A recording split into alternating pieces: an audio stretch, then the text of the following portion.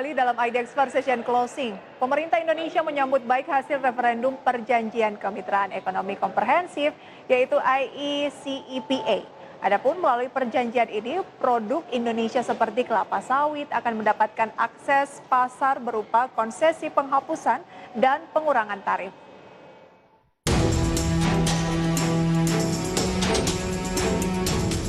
Pemerintah Indonesia menyambut baik hasil referendum Perjanjian Kemitraan Ekonomi Komprehensif atau CEPA antara Indonesia di European Free Trade Area atau EFTA yang digelar di Swiss hari Minggu lalu. Perjanjian IECEPA merupakan perjanjian kemitraan ekonomi komprehensif antara Indonesia dengan negara-negara EFTA seperti Swiss, Norwegia, Islandia, dan Liechtenstein. Kemitraan ini mencakup perdagangan barang dan jasa, investasi, dan peningkatan kapasitas. Melalui perjanjian ini, produk Indonesia akan mendapatkan akses pasar berupa konsesi penghapusan dan pengurangan tarif sehingga akan lebih kompetitif ke pasar EFTA. Adapun sebelumnya, referendum di Swiss dilakukan setelah terhambatnya proses ratifikasi perjanjian yang disebabkan oleh penolakan salah satu LSM Swiss karena isu komoditas sawit Indonesia yang dinyatakan merusak lingkungan. Lantas bagaimana dampak dari perjanjian IECEPA terhadap kinerja ekspor Indonesia, khususnya bagi komoditas seperti kelapa sawit? Saksikan pembahasan lebih lengkap dalam IDX First Session Closing Market.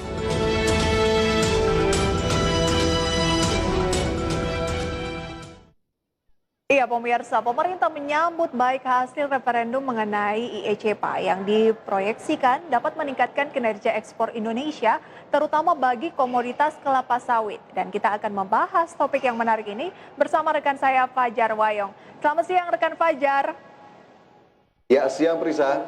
Iya, berbicara mengenai isu komoditas khususnya kelapa sawit antara Indonesia dengan Eropa ini kan bukan hal yang baru begitu ya dan selalu menjadi polemik tampaknya. Nah, bagaimana laporan Anda mengenai perkembangan dari IECEPA ini terutama terkait produk sawit Indonesia yang menuai polemik? Ya, baik Prisa. Sebelum kita lebih spesifik berbicara soal sawit begitu ya, kemarin juga menuai polemik di IECEPA. Saya ingin mengajak Prisa dan juga teman-teman ataupun pemirsa untuk bisa kilas balik terlebih dahulu. Apa sebetulnya IECEPA ini dan apa saja bahasan-bahasan di dalamnya. Nah, jika kita lihat pemirsa, IECEPA ini sebetulnya sudah dirundingkan dalam beberapa tahun lalu, tepatnya dimulai sejak tahun 2010 di masa pemerintahan sebelumnya. Kemudian sempat terhenti pada 2014 dan kembali dilanjutkan pada tahun 2016.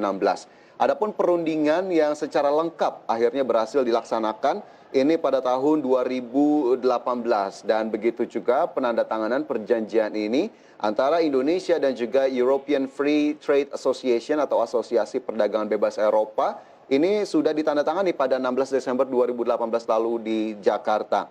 Nah, sebetulnya apa cakupan dari perjanjian Indonesia dan juga Asosiasi Perdagangan Bebas Eropa ini atau IECEPA, pemirsa, di mana kita tahu beberapa elemen pokok yang dicakup dalam perjanjian ini diantaranya adalah trade in goods, perdagangan barang, kemudian juga trade in service, perdagangan jasa, kemudian soal investasi, properti kekayaan intelektual, kemudian kerjasama dan juga capacity building, serta sustainable development dan juga beberapa hal lainnya yang dicakup dalam perjanjian IECEPA ini. Jadi kita tahu memang perjalanannya cukup panjang begitu ya dari perundingan hingga perjanjian yang ditandatangani. Namun kita tahu memang beberapa waktu belakangan ini IECEPA sempat mengalami masalah begitu ya, dan ini salah satunya disebabkan oleh produk sawit asal Indonesia yang disebut-sebut memiliki beberapa poin yang menuai keberatan. Nanti saya akan ajak Anda untuk melihat apa saja alasannya.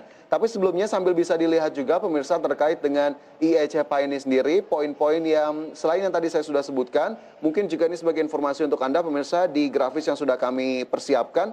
Yang pertama adalah siapa sih anggota European Free Trade Association atau EFTA ini sendiri. Anggota EFTA ini sendiri ada 4 negara, pemirsa. Yang pertama adalah Swiss, kemudian juga Norwegia, Islandia, serta Liechtenstein. Kemudian apa yang akan didapat Indonesia secara garis besar begitu ya dari perjanjian ini?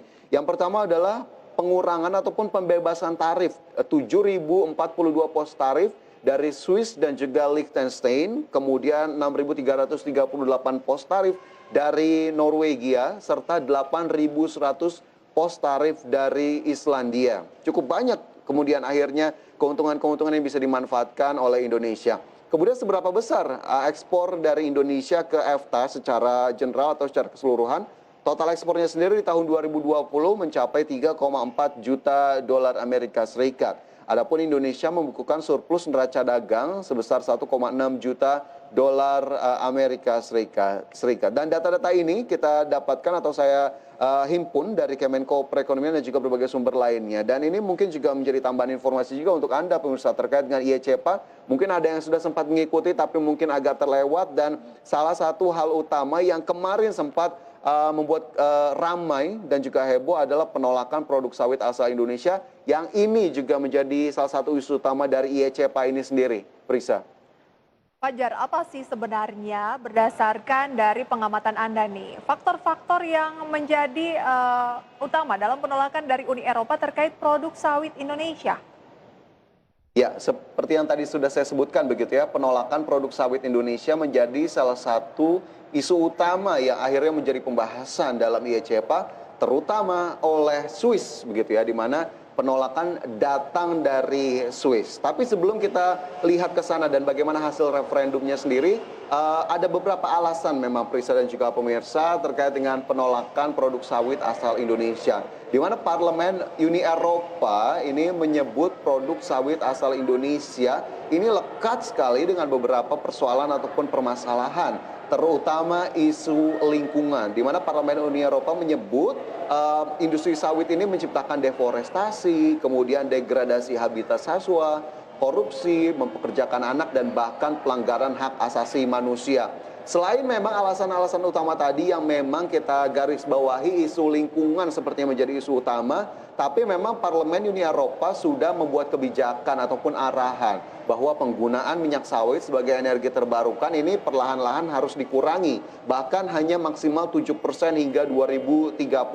Ini kenapa kemudian Indonesia sebagai produsen sawit terbesar di dunia ini mendapatkan dampak yang luar biasa dari penolakan ini. Dan ditambah lagi setelah arahan yang dikeluarkan oleh Parlemen Uni Eropa, beberapa LSM mulai menyuarakan keberatannya juga jika akhirnya produk sawit Indonesia masuk ke Uni Eropa melalui IECPA. Salah satunya oleh LSM asal Swiss, Uniter, yang mempermasalahkan begitu ya terkait hal ini, di mana hal-hal tadi memang masih cukup relevan yang diungkapkan oleh LSM tadi, di mana alasannya cukup sama dengan Parlemen Uni Eropa, di mana pemerintah Indonesia disebut belum mampu menerapkan standar lingkungan yang cukup dan juga standar keberlanjutan yang cukup terkait pengelolaan produk sawit dan juga turunan-turunannya, sehingga sepertinya impor produk sawit oleh negara Eropa ataupun EFTA harus dikurangi atau bahkan dihentikan sama sekali. Nah, hal inilah yang sebetulnya kemarin menjadi penghambat dari perjanjian IECPA, terutama dari Swiss. Tapi memang kita tahu ada referendum yang akhirnya kemarin dilakukan. Salah satunya memang disuarakan oleh LSM Uniter tadi, tapi hasilnya sepertinya tidak sesuai dengan ekspektasi mereka,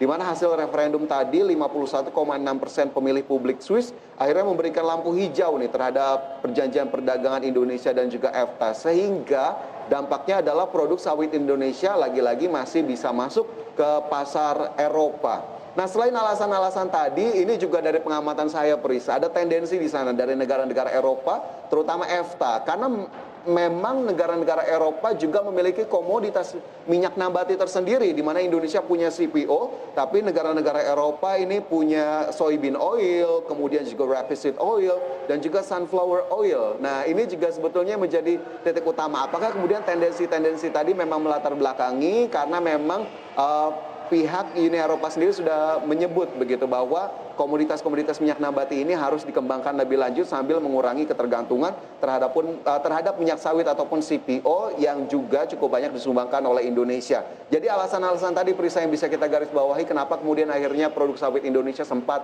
mengalami penolakan. Ya, Indonesia sebagai negara penghasil kelapa sawit terbesar di dunia ternyata menghadapi banyak faktor penolakan ya. Bukan hanya lingkungan tapi ada tendensi-tendensi politik dan juga mungkin seputar persaingan dagang ya, Fajar. Nah, dengan kondisi seperti ini apa saja sih strategi dari pemerintah untuk menghadapi Black Campaign produk sawit Indonesia?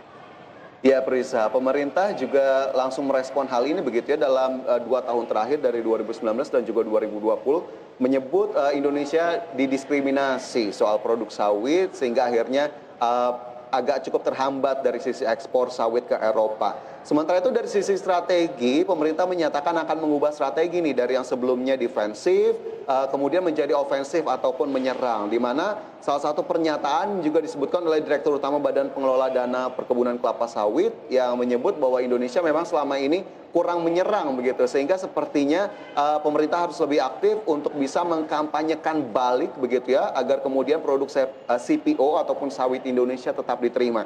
Caranya seperti apa? Caranya adalah yang paling sangat memungkinkan adalah membuat perbandingan ataupun komparasi dengan komoditas minyak nabati yang diproduksi oleh Eropa sendiri seperti tadi sunflower, kemudian juga soybean dan juga rapeseed, sehingga akhirnya komparatif yang dilakukan untuk strateginya, dan juga tetap harus menekankan bahwa sawit Indonesia tentunya menekankan isu keberlanjutan atau sudah memegang standar-standar keberlanjutan lingkungan. Karena memang sebelumnya pemerintah hanya menekankan pada peran kelapa sawit terhadap ekonomi dari Indonesia sendiri dan tingginya produktivitas komoditas ini. Kurang dielaborasi dari sisi komparasi dengan minyak nabati lainnya.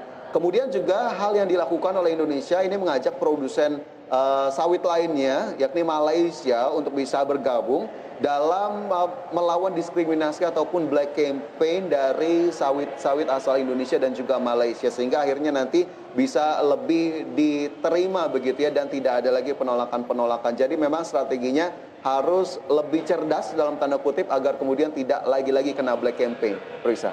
Oke, jadi dalam hal ini ada baiknya Indonesia bisa bekerja sama dengan Malaysia ya, yang juga merupakan penghasil kelapa sawit terbesar, berkolaborasi untuk bisa bagaimana melawan black campaign dari negara-negara Eropa begitu ya.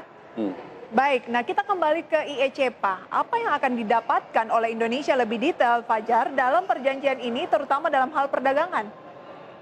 Ya, apa yang kemudian akan didapatkan oleh Indonesia ya, Perisa? Tadi sebetulnya sudah saya singgung sedikit ya, beberapa pos tarif, bahkan ribuan pos tarif dari 4 negara tadi, ada Swiss, Norwegia, Islandia, dan juga Liechtenstein akan didapatkan berupa pengurangan ataupun pembebasan tarif. Tapi mungkin bisa saya sebutkan kembali yang agak lebih detail, di mana melalui perjanjian perdagangan bebas ini, Indonesia, jadi dua sisi memang mendapatkan EFTA, mendapatkan manfaatnya, Indonesia juga akan mendapatkan manfaatnya. Nah, dari sisi pertama adalah EFTA, di mana Indonesia akan menghapuskan bea masuk untuk produk asal Swiss ini, terutama seperti keju, obat-obatan ataupun farmasi, serta jam tangan dan berbagai produk lainnya.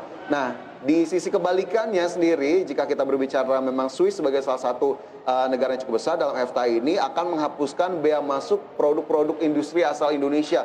Jadi cakupannya juga memang cukup banyak dari produk industri asal Indonesia. Dan memang jika kita garis bawahi kembali, produk sawit juga mendapatkan keistimewaan di mana akan adanya penurunan tarif untuk komoditas kelapa sawit, di mana Swiss akan menurunkan bea masuk 20 hingga 40% untuk volume impor hingga 12,5 ribu ton per tahun. Jadi memang sebetulnya manfaat-manfaat ini akan dirasakan oleh Indonesia, terutama jika kita berbicara produk kelapa sawit. Akhirnya bisa bernafas lega nih Indonesia dan juga para produsen kelapa sawit untuk kemudian bisa kembali bangkit setelah kemarin mengalami kemunduran akibat penolakan, akibat black campaign, akibat arahan Parlemen Uni Eropa tadi yang menyatakan penggunaan minyak kelapa sawit harus dikurangi dari waktu ke waktu, dan ini harusnya bisa menjadi katalis positif begitu ya bagi ekspor sawit Indonesia tentunya. Baik, semoga dengan adanya kebijakan ini ekspor sawit Indonesia mengalami peningkatan dan impor dari negara yang bekerja sama mengenai kesepakatan ini dengan Indonesia seperti Swiss tadi tidak lebih untung ya dibandingkan dengan apa yang dilakukan Indonesia atau ekspor yang dilakukan Indonesia ke negara mereka. Nah, terkait dengan ekspor, seberapa besar sebenarnya kapasitas ekspor sawit Indonesia, Fajar? Ya, jika kita berbicara soal ekspor begitu ya, yang tentunya ini menjadi keuntungan tersendiri dari IECPA. Jika kita lihat begitu ya data yang ada sebelum ke ekspor, saya ingin mengajak Anda juga untuk sedikit mencermati ataupun melihat ini data yang sudah saya dapatkan, tapi memang tidak kami persiapkan pemirsa di grafis tadi terkait dengan produksi dan juga konsumsi dari minyak sawit di Indonesia, di mana kita ambil 2 bulan terakhir di November dan juga Desember, di mana November produksinya mencapai 4,6 juta ton, kemudian di Desember 4 juta ton. Adapun konsumsi dalam negeri ini cukup konsisten atau stabil di 1,5 juta ton. Nah, jika kita lihat dalam 1 tahun ini tentunya cukup besar nilai produksi dari sawit Indonesia. Sementara jika kita lihat untuk sisi ekspornya sendiri, nah ini sudah kami persiapkan di grafis, pemirsa dapat juga Anda cermati bersama. Ekspor produk sawit Indonesia dalam jutaan ton terbagi dalam berbagai produk. Yang pertama adalah crude palm oil. Di tahun 2020 sebesar 7,2 juta ton, kemudian di tahun 2019 7,4 juta ton.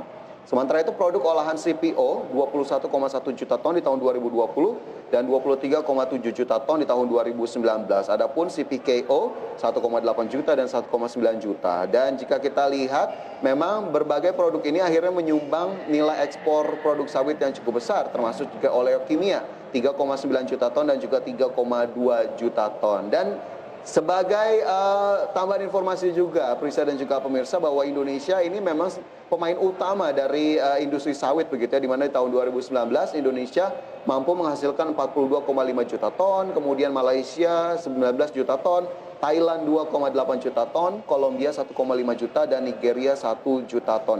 Jadi memang jika kita lihat performa ekspor sawit Indonesia sebetulnya cukup baik, ditambah dengan kapasitas produksi yang memang cukup mumpuni dan bahkan menjadi yang terbesar di dunia. Risa. Baik, berbicara Indonesia sebagai pemain utama industri sawit dunia begitu ya. Kalau Anda perbandingkan tadi antara 2019 dan 2020 tentunya kinerja dari industri sawit Indonesia ada penurunan. Nah, sebenarnya performa ekspor sawit selama pandemi itu sedrastis apa penurunannya atau sebenarnya tidak terlalu dalam?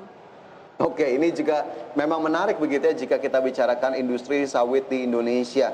Di tengah pandemi COVID-19 yang tentunya menghantam sendi-sendi perekonomian dan termasuk juga kelapa sawit sebagai komoditas andalan Indonesia, baik untuk konsumsi dalam negeri ataupun diekspor. Nah, jika kita lihat memang di tahun 2020 lalu, jelas sekali kontraksi juga terjadi dari sektor ini, dari sektor perkebunan ataupun kelapa sawit, minyak sawit, dan juga produk-produk turunannya.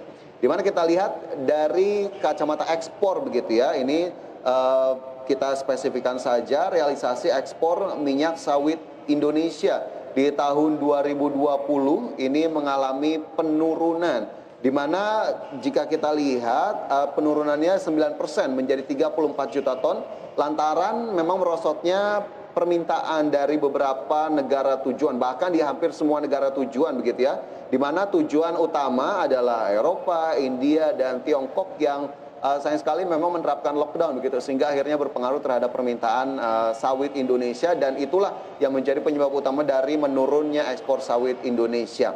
Dan jika kita lihat data penurunan volume ekspor terbesar ini ada di Tiongkok ataupun China, mengalami penurunan sebesar 1,96 juta ton dibandingkan tahun 2019. Dan kita lihat kembali negara-negara apa saja kemudian yang memang mengalami penurunan dari sisi permintaan sehingga akhirnya kontraksi terjadi dari ekspor sawit Indonesia. Nah, ini di grafis berikutnya pemirsa kita lihat realisasi ekspor minyak sawit Indonesia di tahun 2020 di mana total volume ekspornya sendiri hanya mencapai 34 juta ton atau turun 9,09% secara year on year. China tadi sudah saya sebut sebagai negara tujuan yang mencatatkan kontraksi terbesar, turun 1,96 juta ton atau 24%. Kemudian di tempat kedua ada Uni Eropa ini sebagai negara tujuan ekspor sawit Indonesia mengalami penurunan 12%, turun 700 ribu ton. Kemudian Bangladesh minus 23%, turun lebih dari 300 ribu ton. Kemudian Timur Tengah turun 11%, 280,7 ribu ton. Kemudian ada Afrika yang juga mencatatkan penurunan atau minus 8%, 249,2 ribu ton. Tapi di antara berbagai negara tadi ternyata ada yang masih mencatatkan kenaikan. Dan ini tentunya menjadi catatan positif juga untuk ekspor sawit Indonesia. Ada Pakistan yang ternyata pengirimannya atau ekspor dari Indonesia masih naik 12% sebesar 275,7 ribu ton. Dan India meningkat 2%, naik 111 ribu ton begitu ya jika kita lihat dibandingkan dengan tahun 2019 lalu.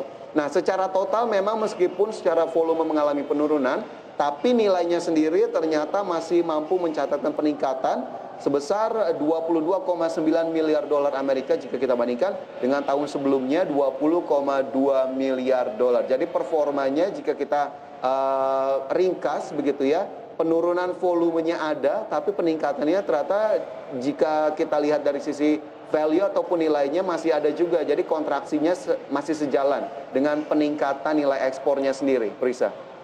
Baik, berarti ada negara-negara seperti China begitu yang mengalami penurunan ekspor ke sana dari Indonesia gitu ya, tetapi Pakistan dan India ada peningkatan. Nah, jika demikian ini kan kita sudah di 2021, kemudian vaksin sudah ditemukan, kemudian ekonomi juga diperkirakan akan pelan-pelan kembali pulih seperti sebelum pandemi. Nah, apakah ada sinyal Fajar perbaikan dari industri sawit di dalam negeri? Dan kira-kira bagaimana proyeksi kinerja ekspor? Ya, Prisa, sepertinya tadi Prisa sudah mendahului saya sedikit begitu ya terkait dengan optimisme dari adanya vaksin. Nah, ini juga memang menjadi salah satu hal utama yang juga turut menjadi booster atau menjadi pendorong utama dari industri sawit di Indonesia. Di mana optimisme seputar vaksinasi, kemudian pemulihan ekonomi, pulihnya permintaan dari negara-negara tujuan ekspor Indonesia ini dipandang menjadi katalis-katalis positif untuk pertumbuhan industri sawit di Indonesia. Sementara itu GAPKI, Gabungan Pengusaha Kelapa Sawit Indonesia juga sudah membuat proyeksinya nih Prisa dan juga pemirsa terkait dengan kinerja ekspor jika kita secara spesifik begitu ya melihat industri sawit di Indonesia. Di mana di tahun 2021 ekspor minyak sawit dan produk turunannya ini dapat Anda cermati juga di grafis yang sudah kami siapkan pemirsa naik 10,2% atau meningkat mencapai 37,5 juta ton. Dengan kontributor utama ada CPO begitu ya 7,5 juta ton atau naik 4,5%. Kemudian CPO yang sudah diolah atau olahan CPO 24 juta ton naik 13,7%. Sementara oleochemistry atau oleokimia ini mencapai 4,2 juta ton atau naik 8,4%.